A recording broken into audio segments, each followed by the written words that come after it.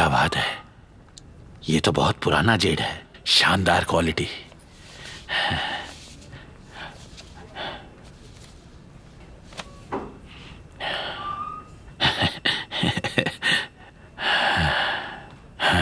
Old son, जानता हूं वो खानदान की नैया वूजी की पीढ़ी तक अब आ ही चुकी है। उसका अंकल होने के नाते तुम्हें चिंता है कहीं वूजी दोबारा पानी में न चला जाए। वो फैमिली का वो इकलौता वारिस है और अभी वो बच्चा है। नॉर्मल जिंदगी जीने में क्या बुराई है? वो लड़का खुद को खतरे में झोंक रहा है, बेवकूफ कहीं का।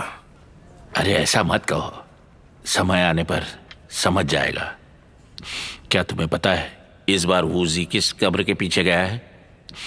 वो वोंगजी वाली। और जानते हो कि वो इलाका शैनफियाशे का है। और ये सब तो इन नौजवान बच्चों के लिए ट्रेनिंग का अच्छा मौका है। यार कितनी समझदारी वाली बातें कर रहे हो तुम, और इसीलिए उस लड़के को तुम्हें अंकल ही पुकारना चाहिए। ये क्या कह रहे हो मेरे दोस्त? देखो, मैं तुमसे कुछ भी नहीं छुपा रहा हूं। मैंने सुना है आजकल तुम शी खानदान के बड़े पीछे पड़े हुए हो। वो सब तो बेकार की अफवाहें हैं। शी खानदान के मास्टर हुआ ने चैन पियासा के साथ पंगा लिया है। आजकल के लड़कों ने असली दुनिया को देखा ही कहाँ है। चैन पियासा? हाँ। अरे उसकी तो आधी टांग वैसे ही कबर में, भला शेयू चैन उससे क्यों भिड़ेगा? चैन पियासा ना ही सही, पर उसके पुराने चेले और नए चेले जिंदा है ना। छोड़ो यार, उसी में दम था। उसके चेले चपाटे क्या बिगाड़ लेंगे? मेरे दोस्त, तुम भी ना इतने सालों से इस धंधे में टिके हो। आखिर हमारी जिंदगी में इज्जत से प्यारा क्या है भला? हाँ, बेइज्जत होने के बाद चैन पियासे चुपचाप तो नहीं बैठा रहेगा ना। चैन पियासे भी इसी बिजनेस में है। कल को अगर उसकी इज्जत मिट्टी में मिल गई तो वो किस मुंह से इस बिजनेस पर टिक पाएगा? और फिर चैन पियासा और जी चैन दोनों मिस्टिक 9 के सदस्य हैं, और ये होंग के भी चेले। और क्या पता चैन पियासा अपना बदला लेने के लिए जाने क्या करेगा। मास्टर ने उसे निकाला। यही चैन पियासे के लिए सबसे बड़ी बेइज्जती का सबब है।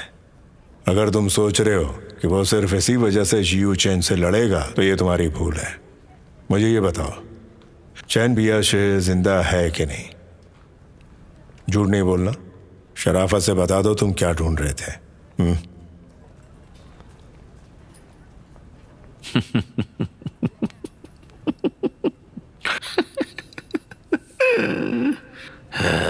सच बताऊं मेरे दोस्त, तुमसे कुछ भी छुपा नहीं रहता है ना। सच ये है, मैंने सुना है ये फैमिली के साथ कुछ ना कुछ बड़ा हुआ है। शी लियाहू की लाश मिली है।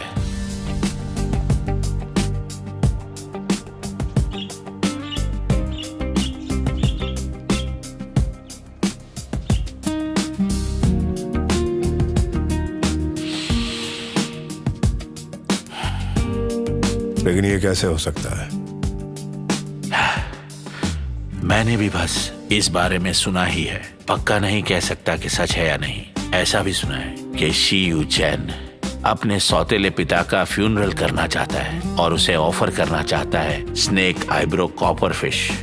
लेकिन ये सब सुनने के बाद ऐसा लगता है कि वाकई में सब सच है।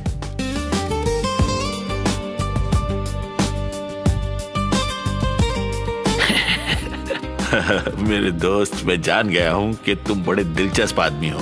अपने खुद के भतीजे वू शे के लिए कोई फिक्र नहीं है तुम्हें, पर ये शी खानदान के लिए तुम्हारे दिल में इतनी चिंता क्यों है? उसे मुझे कोई मतलब नहीं है। मतलब है स्नेक आईब्रो कॉपर फिश से।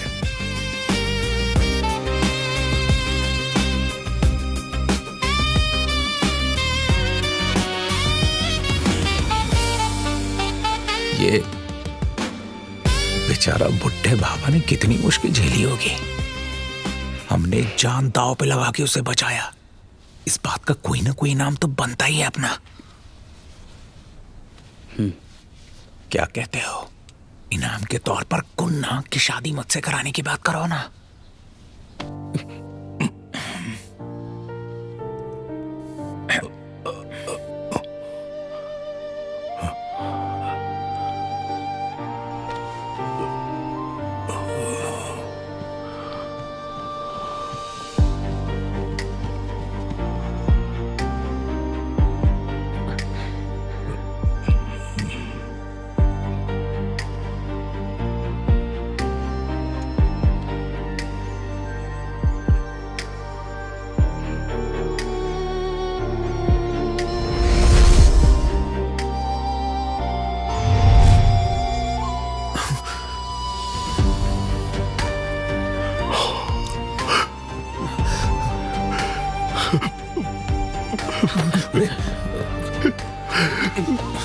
इतने साल हो गए, आप अभी भी वैसे के वैसे ही है। बाबा खड़े हो जाइए। मेरे सरदार, आप तो बिल्कुल नहीं बदले। बाबा ये हम सबका दोस्त है, आपका सरदार नहीं है।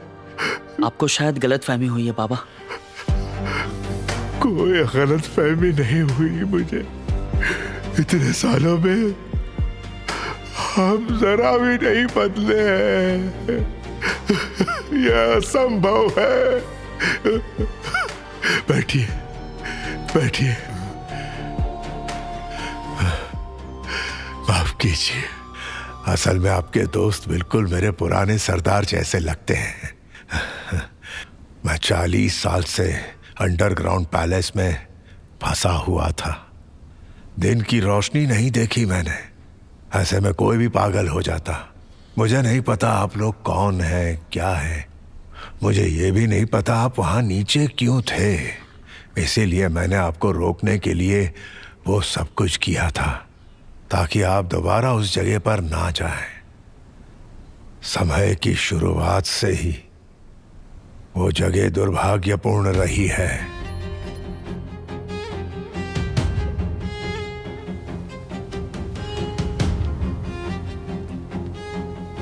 हम इस जगह पर पीढ़ियों से रह रहे हैं। प्राचीन गांव पर्वत के देवता के माथे पे बना हुआ था, और पर्वत के देवता की रक्षा करना हमारा धर्म है। अगर वो देवता गुस्सा हो जाए तो ये पूरी धरती कांप उठती थी। पगोड़ा में दबे हुए दुख दुनिया में फैल जाते थे। इसीलिए हर साल हम पर्वत के देवता की पूजा करते थे, ताकि वो हम सब पे सुरक्षा और शांति बनाए रखे।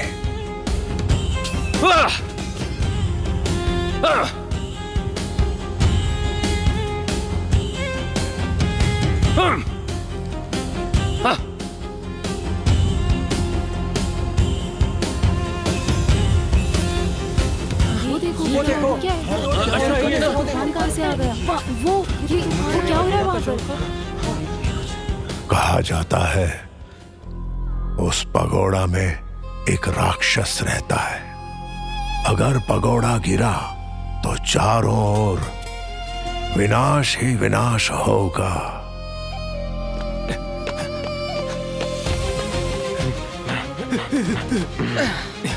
उस व्यक्ति का आना मानो हम सब के लिए अभिशाप था।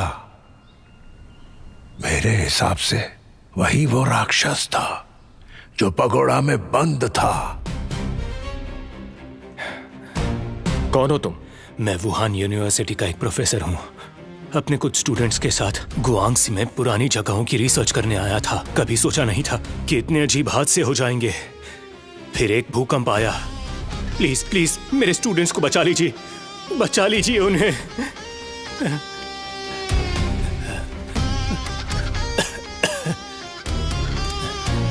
क्या सच में तुम्हारे स्टूडेंट्स यहीं से नीचे गिरे थे? हाँ। सब लोग फैल जाओ और उन्हें ढूंढना शुरू करो। चलो।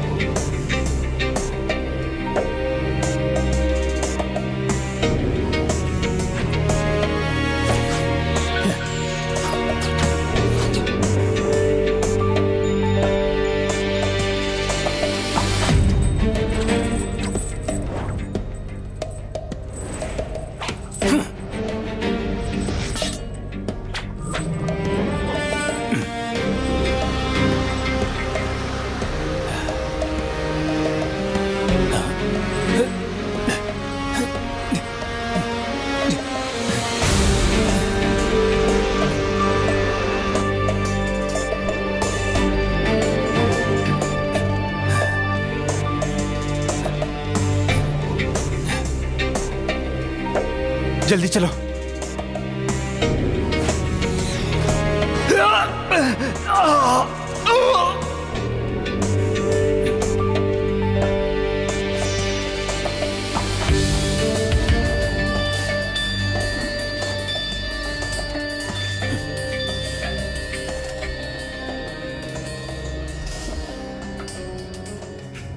सच तो यह है कि यहाँ कोई नहीं गिरा है।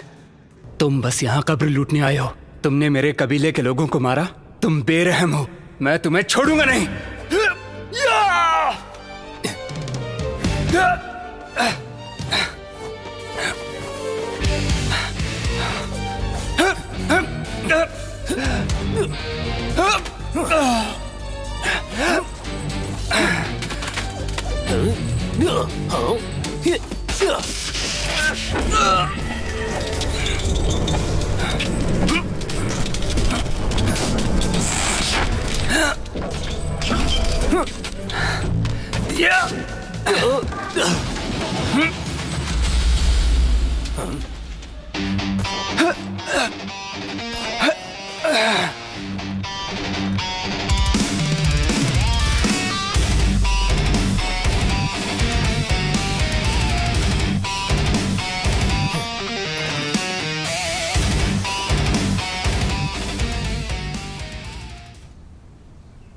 अरे एक सेकेंड, पर चेन पियासी तो जब ये टूम लूटने आया था तो अंधा हो गया था ना? मेरे दादाजी ने मुझे इसके बारे में बताया था। उस समय सरदार लोगों के साथ जंगल में गए हुए थे, तभी उन्हें एक धमाका सुनाई दिया। सरदार समझ गए कि बुरा हुआ है, इसलिए उन्होंने दादाजी और भाइयों को पगोडा के पास बुलाया। बताओ कौन हो तुम? वहां नीचे क्या कर रहे थे? ये ओल्ड चीफ है। पता नहीं कैसे मैकेनिज्म चालू हो गया और जमीन धंसने लगी। मुझे बाकियों की चिंता हुई, इसीलिए मैं नीचे चला गया। झूठ। कबीले के नियम के अनुसार गद्दारी की एक ही सजा थी, आंखें निकालना। सरदार ने खुद ये सजा दी। एक ही झटके में उनकी आंखें चली गई। बाबा श्याम, क्या आप बता सकते हैं कि आखिर इस टॉम में कौन सा राज छुपा हुआ है? जो राज नीचे दफन है उसे जमीन के नीचे ही दफन रहने दो। ज्यादा लालच के लिए अपनी जान खतरे में डालना बेवकूफी होगी। दोस्तों, बाबा अभी पूरी तरीके से ठीक नहीं हुए हैं, उन्हें आराम करने दें। ठीक है ठीक है ठीक है ठीक है।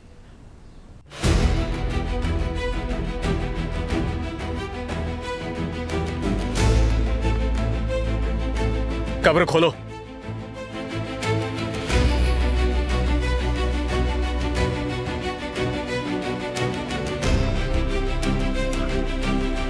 उसका गोद लिया बेटा जी लिया हुआ। उसकी टीम ने अब तक कई बार खतरनाक कब्रों की खोज कर रखी है। बड़े तेज लोग हैं ये। तब कॉपर फिश का एक हिस्सा गायब हुआ था, दूसरा इसके पास है। वही हिस्सा हमारी उम्मीद की आखिरी किरण है। लेकिन जब इसका सौतेला बाप मरा, पूरा खानदान एक हो गया और खुद भी काफी तगड़ा है। ये मिशन आसान नहीं होगा, ये तो साफ है। तो क्या ये इतना सारा तामझाम मैं दिखावे के लिए लाया हूं क्या? ये बस थोड़े से गांव के लोग हैं।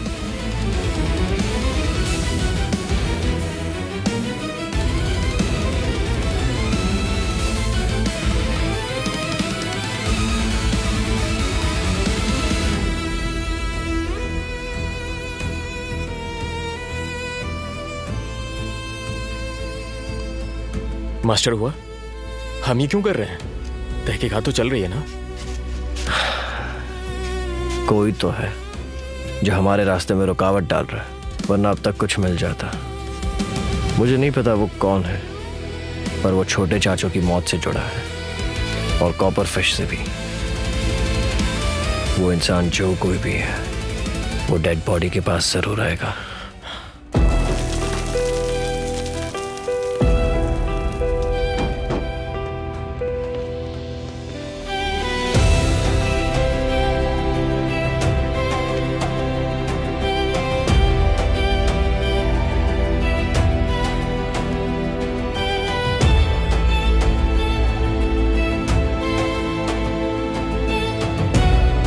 बंद करो और भर दो।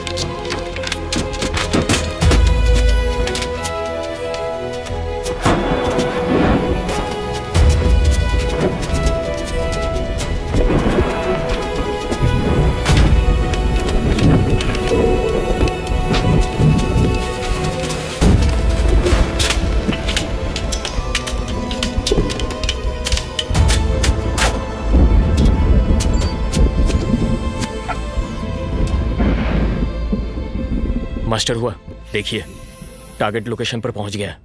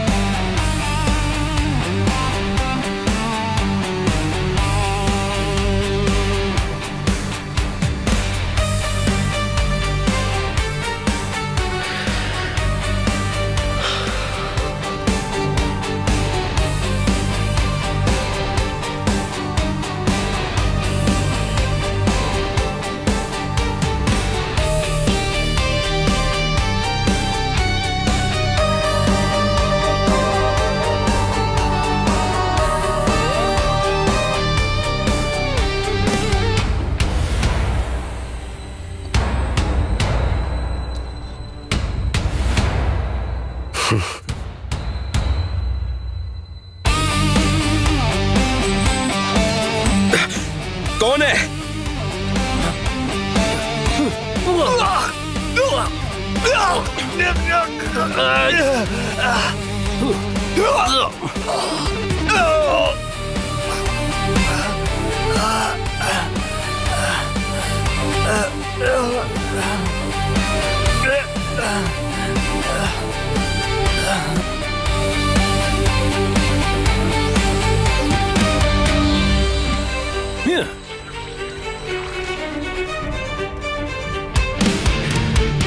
अभी भी वही फुर्ती है। मास्टर हुआ, वो चीज जान प्यासा के हाथ लग गई है। हमारा बना बना प्लान खराब हो जाएगा।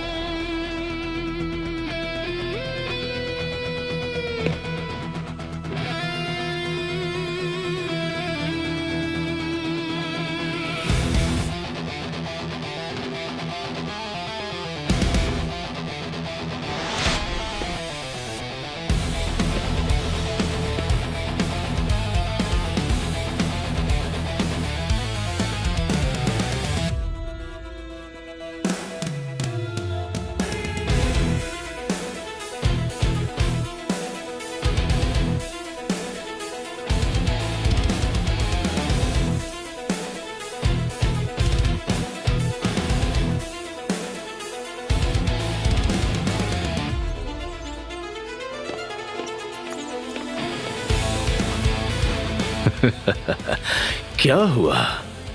उस जी लड़के ने शक्ल बिगाड़ दी क्या?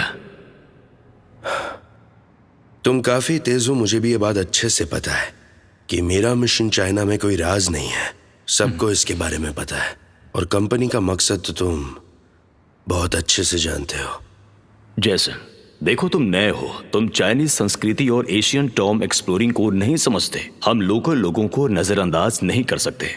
कई पीढ़ियों से लोगों ने अपनी जान देकर इस अनुभव को हासिल किया है।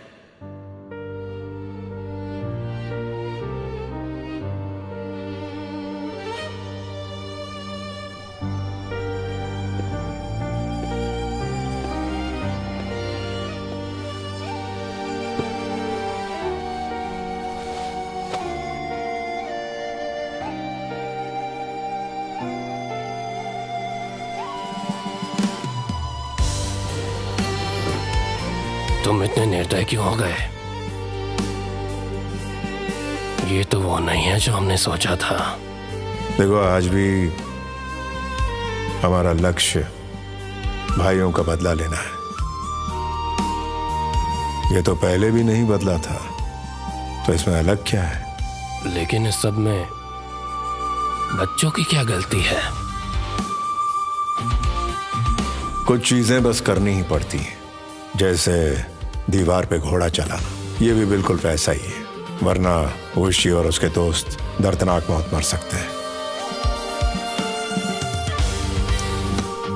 वैसे भी उसने मौत देखी है। परेशान क्यों? वो तुम्हारा भतीजा है। वो तो है ही। इस बात से मैंने कहा इनकार किया। क्या तुम सच में उसी को आग के दरिया में कुत्ते देख सकते हो? हाँ, शायद जी को भूल गए।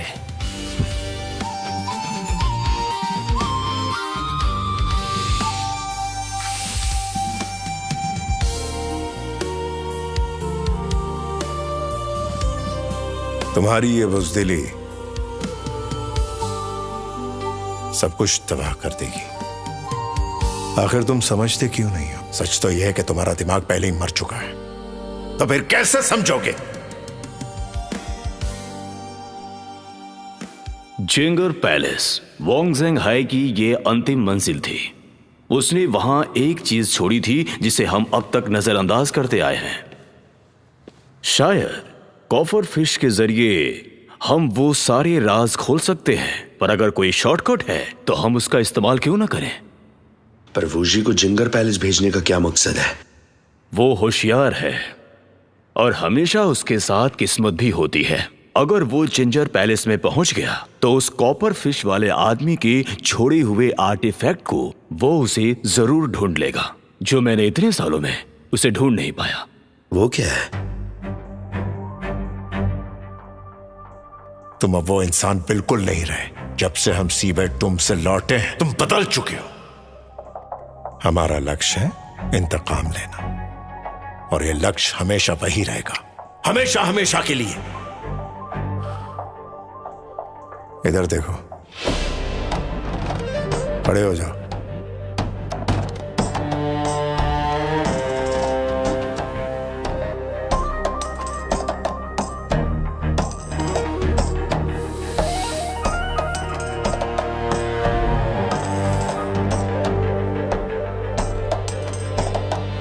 हम में से हर कोई मरेगा, लेकिन कब्रिस्तान नसीब नहीं होगा।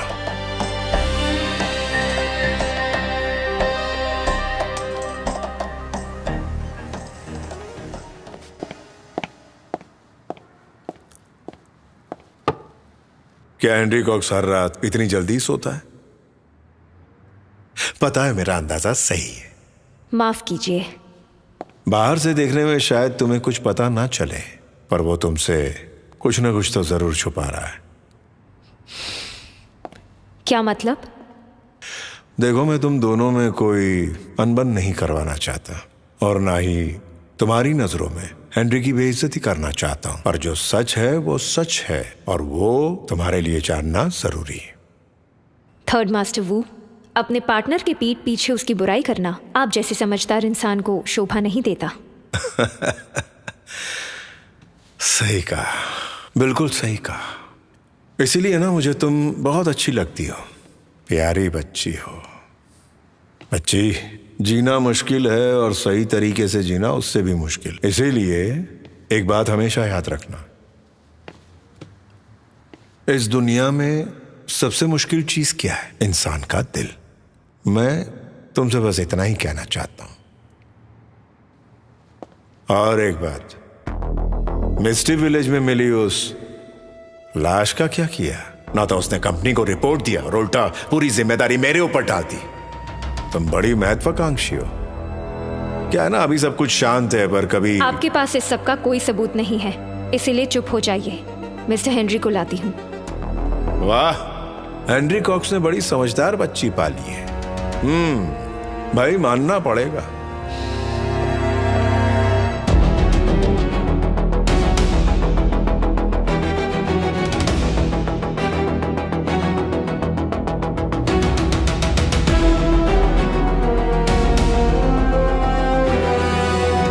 मेरे प्यारे दोस्त, तुमसे दोबारा मिलकर बहुत अच्छा लगा।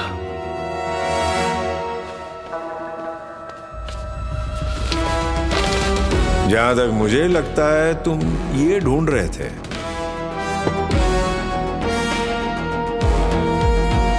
मुझे तो लगा था ये चेन पियाशी के पास था। हाँ, मैंने इसे मास्टर सी से खरीद लिया, वो खानदान की 2 टूम्स के बदले। वैसे तुम्हें बता दूं, मुझे इस चीज की कोई जरूरत नहीं है। लेकिन जेसन को जरूरत है, कम से कम उसी से बात करवा दो। जेसन को यहां बुला कर लाओ।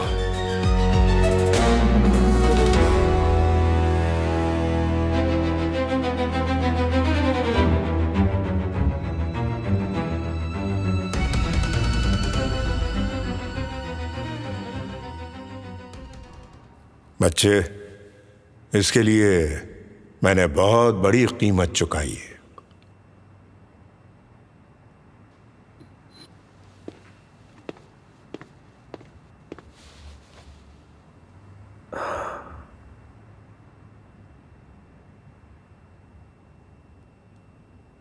कैसे मानूं कि ये सच में असली है? ये प्राचीन ज्ञान का स्रोत है, इसलिए बता दूं, ये एक बार खुल गया तो ये वापस नहीं होगा।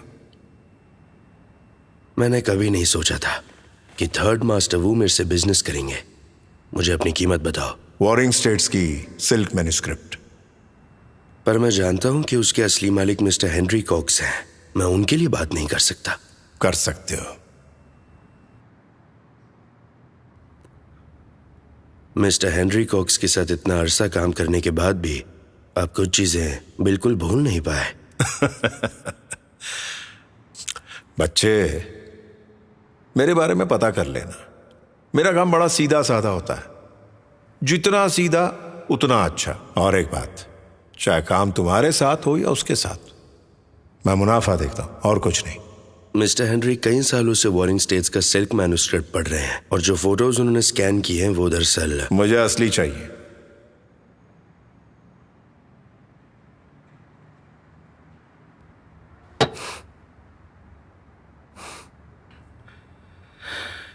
स्नेक आईब्रो कॉपर फिश मेरे पास काफी अरसे से है। सच कहूं तो मेरे लिए ये इतनी खास नहीं है, और वैसे भी ये जैसन को चाहिए, मुझे नहीं, क्योंकि मेरी नजर में ये सौदा खरा नहीं है।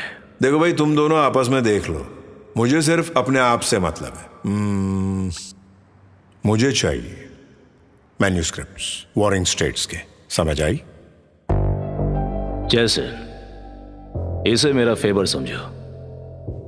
बिल्कुल, कंपनी इसको याद रखेगी।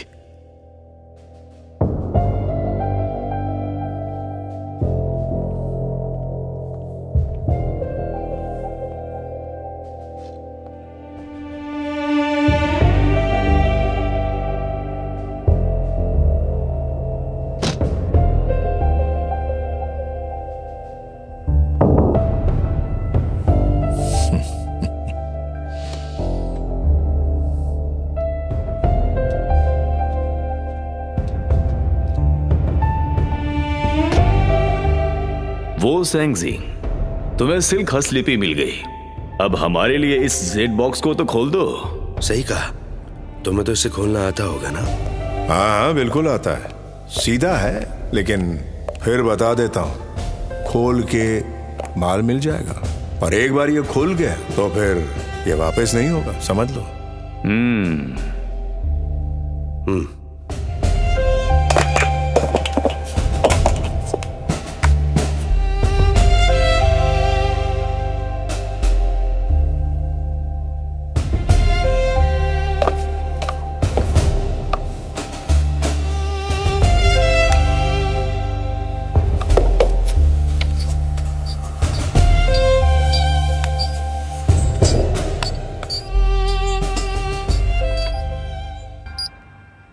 लोकेटर?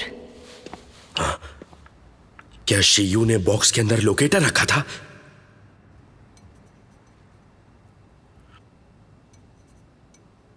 यह बिल्कुल नकली है। तुम्हें इसके बारे में कैसे पता? मैंने पहले इसके साथ काफी वक्त बिताया है।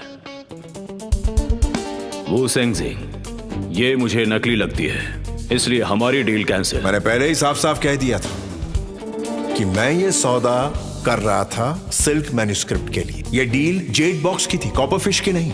तुम्हें पहले से पता था बॉक्स में जो है वो नकली है? मैं बिल्कुल नहीं जानता था, लेकिन मैं मास्टर सी को जानता हूं। इसका क्या मतलब? मास्टर सी नकली चीजों के माहिर हैं। एक बार कोई चीज उनके हाथ से गुजरी फिर सब कुछ किस्मत पे है। लेकिन मैं सच बोल रहा हूं, मुझे कुछ नहीं पता था। तो इसका मतलब है कि लोकेटर चैन का ही था, पर वो ऐसा क्यों करेगा? सिल्क हस्तलिपि ले जाओ। मुझे यकीन है कि तुम असली स्नेक आईब्रो कॉपर फिश तक पहुंच जाओगे। हाँ, शुक्रिया आप सबका।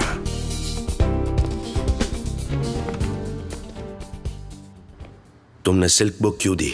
मिस्टर जैसन, तुम्हें घबराने की जरूरत नहीं है। मुझे पूरा भरोसा है कि वोजी वू सेंगजिंग को एक ऐसी चीज देगा जो आसमानी महल के नक्शे से ज्यादा कीमती है।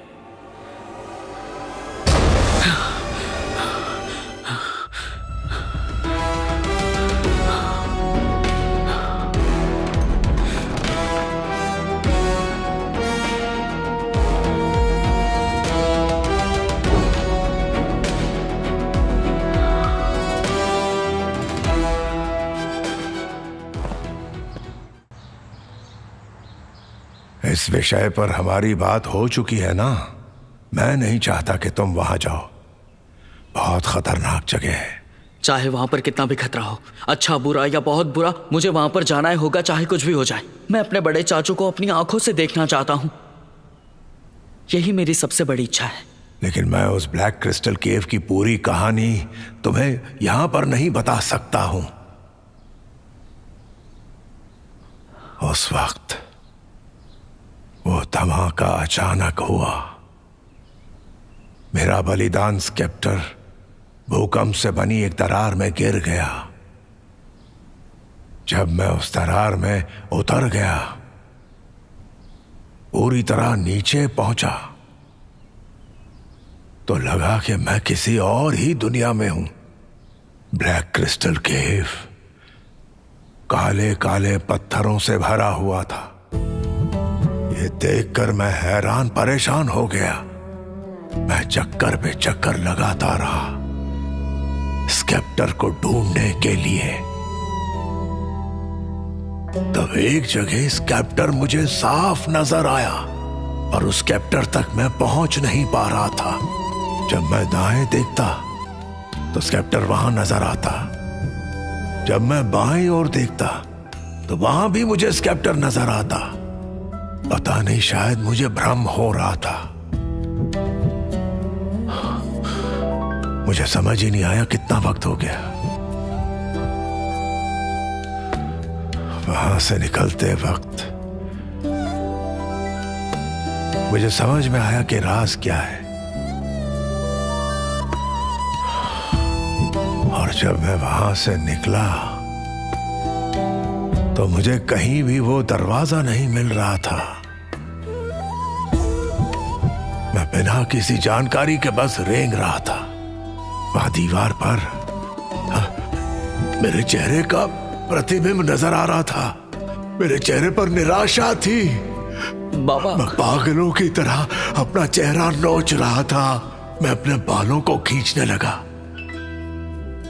मेरे बाल मेरी आंखों के सामने थे और मुझे कुछ भी दिख नहीं रहा था।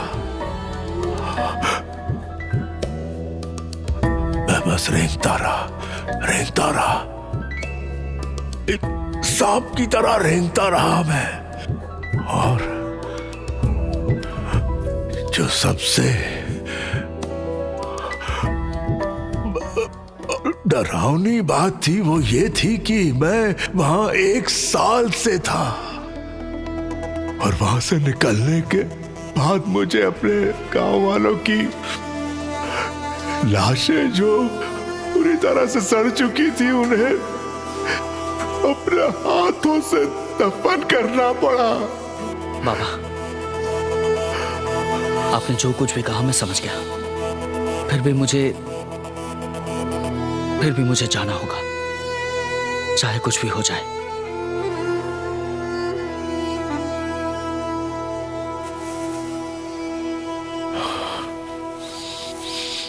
ये वो नक्शा है जो मैंने अंडरग्राउंड पैलेस के अंदर बनाया था। देख लो,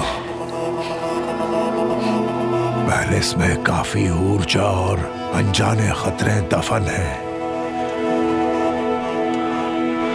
बाबा, तुम्हें सावधान रहना होगा बेटा।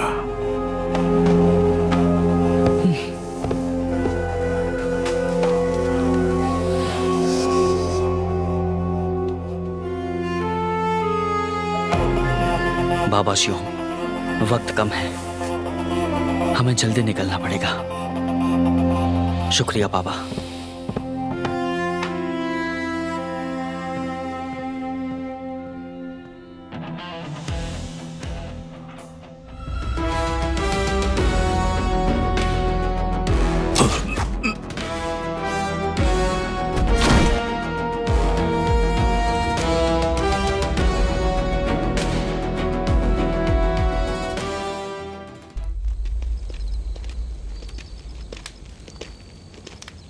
हमें आधी रात को ही क्यों निकलना है?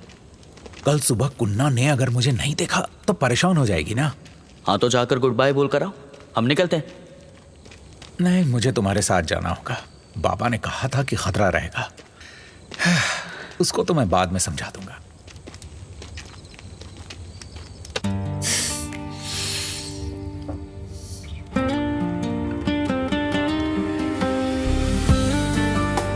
दुआ करता हूं कि यहाँ पे कोई खतरा ना आए।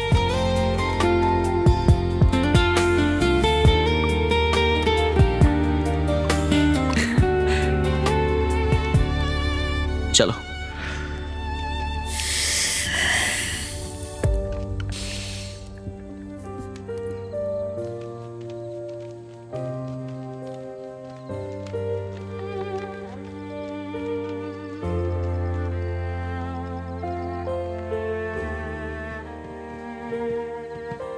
बाबा यहाँ से काफी सालों से दूर थे ना, तो उनको यहाँ की आदत नहीं रही। आजकल वो ठीक से नहीं सो पा रहे। सच में? अगर उनको नींद नहीं आ रही है तो उनकी दवा में हम थोड़ी शांत करने वाली बूटी मिला देंगे। ठीक है।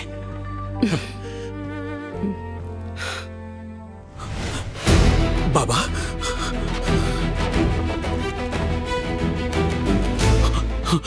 बाबा,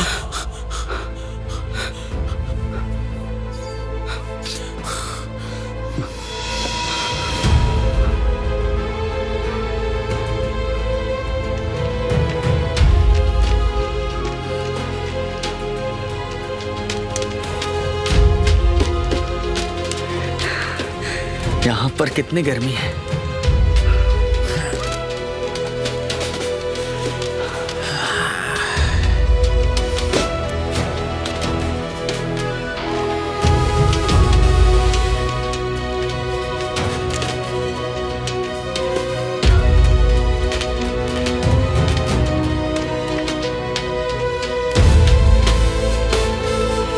हम लोग जमीन के कितना अंदर उतर आए हैं। यहाँ तो सांस लेना भी मुश्किल हो रहा है। लगभग पहुंच ही गए। शुक्र है यार।